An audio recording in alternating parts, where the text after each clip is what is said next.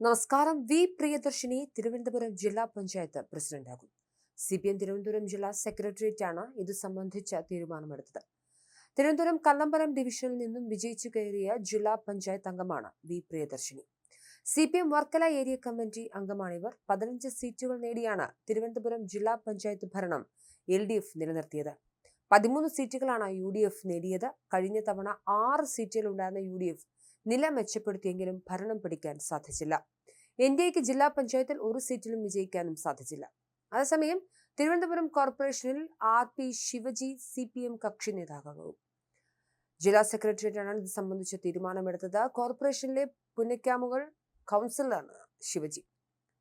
Thiruvananthapuram mayor സ്ഥാനത്തേക്കും Shivaji മത്സരിക്കാതെ മാറി നിൽക്കുന്നത് ഗുണം ചെയ്യില്ലെന്ന വിലയിരുത്തലിലാണ് മത്സരിക്കാൻ തീരുമാനിച്ചത്. മേയർ സ്ഥാനത്തേക്ക് മത്സരിക്കുമെന്ന് UDFും അറിയിച്ചു. സ്ഥാനാർത്ഥി 24-ന് തീരുമാനിക്കും. 24-ന് കൗൺസിലർമാരുടെ യോഗത്തിലാണ് സ്ഥാനാർത്ഥിയെ തീരുമാനിക്കുക. അതേസമയം മറ്റു ജില്ലകളിലെ ജില്ലാ പഞ്ചായത്തുകളിലെയും കോർപ്പറേഷനിലേക്കും അടക്കം പ്രസിഡന്റുമാരെയും മേയർമാരെയും തെരഞ്ഞെടുക്കുന്ന നടപടികളുമായി പാർട്ടികൾ മുന്നോട്ട് പോവുകയാണ്. കോഴിക്കോട് ജില്ലാ പഞ്ചായത്തിൽ കോൺഗ്രസ് അംഗം മില്ലി മോഹനാണ് പ്രസിഡന്റാവുക. കോടഞ്ചേരി ഡിവിഷനിൽ നിന്നാണ് മില്ലി മോഹൻ തെരഞ്ഞെടുക്കപ്പെട്ടത്. ആദ്യമായാണ് കോഴിക്കോട് ജില്ലാ പഞ്ചായത്ത് ഭരണം UDF പിടിച്ചത്. നാദാപുരം ഡിവിഷനിൽ നിന്നും ജയിച്ച ലീഗിന്റെ KK നവാസാണ് വൈസ് പ്രസിഡന്റ് ആവുക. 2.5 വർഷത്തിനു ശേഷം അധ്യക്ഷ പദവി ലീഗിന് നൽകാനാണ് മുന്നണിയിലെ ധാരണ. ഇടതുമുന്നണി കുത്തകയാക്കി വെച്ചിരുന്ന കോഴിക്കോട് ജില്ലാ പഞ്ചായത്തിൽ 15 സീറ്റുകളാണ് ഇക്കുറി UDF നേടിയത്. 13 ഡിവിഷനിലാണ് LDF ജയിച്ചത്. അതേസമയം കണ്ണൂർ കോർപ്പറേഷനിൽ KP താഹിർ ഡെപ്യൂട്ടി മേയറാകും.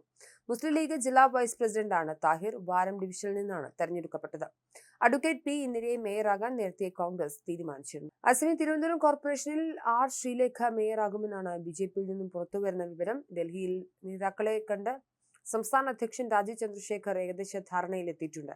എന്നാൽ ആരാകും മേയർ എന്ന സസ്പെൻസ് പൊളിക്കാൻ അദ്ദേഹം ഇതുവരെയും തയ്യാറായിട്ടില്ല. വലിയ ആകാംക്ഷയോടെയാണ്. കാരണം BJP കേരളത്തിൽ ആദ്യമായി തദ്ദേശ സ്വയംഭരണ തെരഞ്ഞെടുപ്പിലെ ചരിത്രത്തിൽ ആദ്യമായി ഒരു കോർപ്പറേഷന്റെ അധികാരം പിടിച്ച തെരഞ്ഞെടുപ്പാണ് കടന്നു പോകുന്നത്. ആരാണ് മേയർ ആവുക എന്നുള്ളത് വലിയ രാഷ്ട്രീയ പ്രാധാന്യമുള്ളൊരു ഉത്തരം തന്നെയാണ്.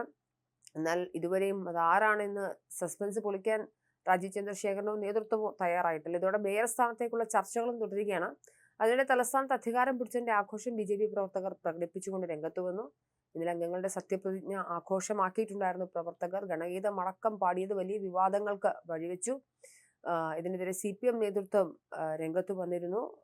എന്തായാലും BJP അധികാരത്തിലെത്തിയതോടുകൂടി ഏതെങ്കിലും തരത്തിലുള്ള വീഴ്ചകളൊക്കെ രാഷ്ട്രീയ ചർച്ചയാക്കാൻ തന്നെയാണ് പ്രതിപക്ഷത്തിന്റെ തീരുമാനം. അതുകൊണ്ട് തന്നെ ഗണഗീതം പാടിയത് ജനാധിപത്യ വിരുദ്ധമാണ് എന്നും നിരവധി ആളുകൾ പാസില്ലാതെയാണ് BJP പ്രവർത്തകർ സത്യപ്രതിജ്ഞ ചടങ്ങിൽ എത്തിയെന്നടക്കമുള്ള വലിയ ആരോപണങ്ങൾ ഇന്നലെ CPM ഉയർത്തിയിരുന്നു.